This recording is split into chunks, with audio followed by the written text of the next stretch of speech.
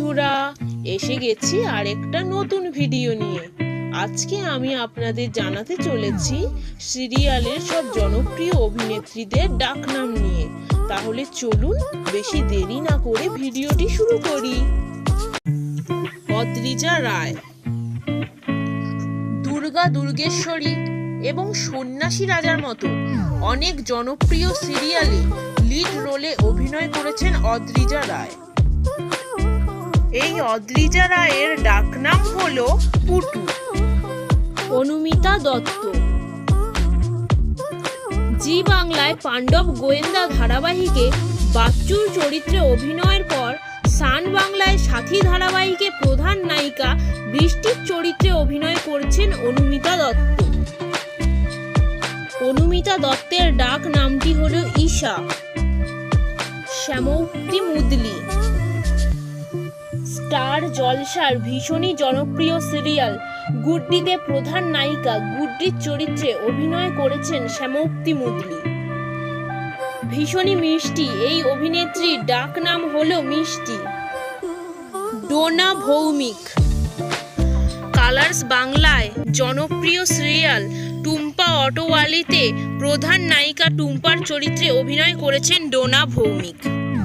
খুবই মিষ্টি এই অভিনেত্রীর ডাকনাম হলো স্বাগতা।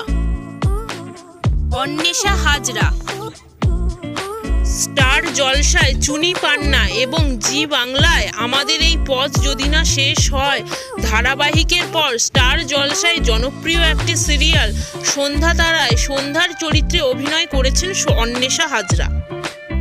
খুবই মিষ্টি এই অভিনেত্রীর ডাকনাম হলো ঋতু। দেবাদ্রিতা বসু, সান বাংলায় আলোর ঠিকানা সিরিয়ালে প্রধান নায়িকা আলোর চরিত্রে অভিনয়ের পর বর্তমানে জি বাংলায় মিঠি ঝোড়া ধারাবাহিকে নীলুর চরিত্রে অভিনয় করছেন দেবাদ্রিতা বসু। এই অভিনেত্রীর ডাকনাম হলো পৃথা। বাড়িতে সবাই তাকে পৃথা বলেই ডাকে।